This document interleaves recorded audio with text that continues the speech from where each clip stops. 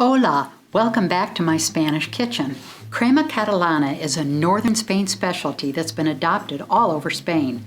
Much like the French creme brulee, Crema Catalana comes together in less than 30 minutes with only a handful of pantry staples. The result is the creamiest dessert you'll ever have. A hint of cinnamon, a whiff of lemon, and a rich cream flavor, all buried underneath a crunchy caramel top. So let's get started. 4 cups of whole milk, 3/4 of a cup of sugar, a 1/4 cup of cornstarch plus 1 tablespoon, 8 egg yolks, some lemon peel, and cinnamon. That's it. To make sure the cornstarch blends evenly, I always like to add a little milk and whisk it together until the cornstarch and the milk are nice and smooth, so when we add it to the rest of the ingredients, we know it'll blend well. Pour the rest of the milk right into a pan set on a medium temperature because we want it to infuse all those wonderful flavors of the cinnamon stick and the lemon peel for about 10 minutes.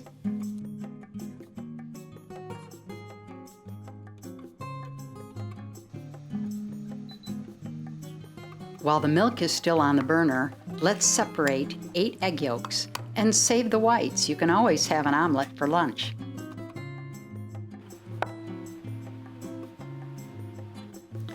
Now grab a whisk and mix the 8 egg yolks with the 3/4 cups of sugar.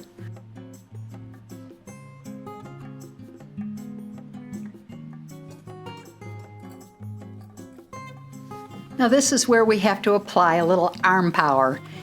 Whisk it together until it's really nicely blended, until you don't see the grain of the sugar anymore, and you'll notice that the color will start to get really light yellow and fluffy.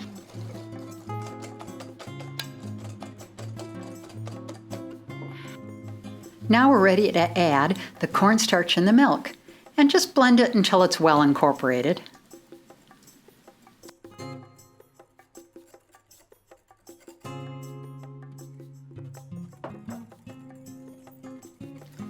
It's been 10 minutes, so now what we want to do is strain the lemon peel, the cinnamon, and any little bits out of the milk.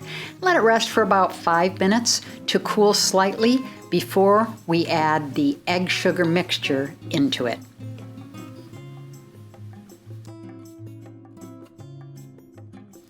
Now give it a quick stir just to blend everything together before returning it all to the pan.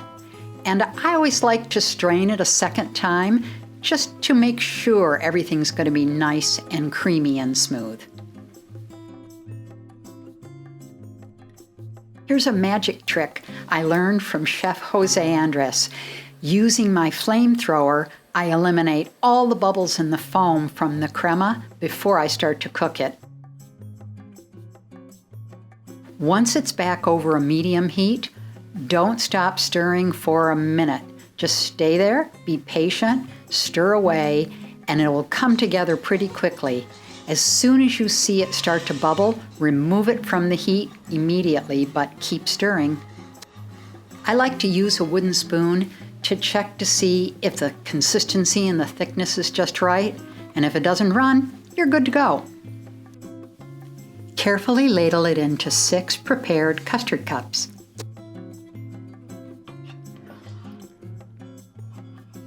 And we're going to let it rest and cool for about 10 minutes before we wrap it with plastic wrap. Now that they're cool, let's put the plastic wrap over it. You'll notice I use a cookie sheet because it's easy to transport all 6 into the refrigerator so that they can rest and cool for at least 4 hours, or better yet, overnight. Just before you're ready to serve it, and to me this part is the most fun, put a thin layer of sugar over the top, grab a flamethrower, and start to caramelize the top. Be careful, don't let the flame get too close. You don't want to burn the sugar. Another trick I learned from Chef Jose Andres is to do it in 2 layers, and it works much better. It's much more even and makes a nice crunchy crust. Once you finish it off, you've got the perfect crackle to top your crema catalana.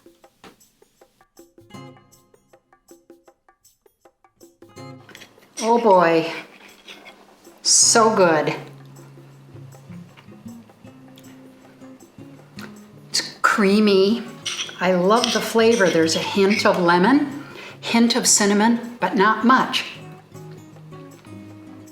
And this crispy part, yum.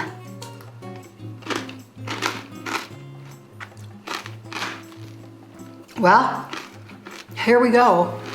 Another simple recipe where we used ordinary ingredients. We turned it into an extraordinary flavor combination in no time at all. I have to have another bite.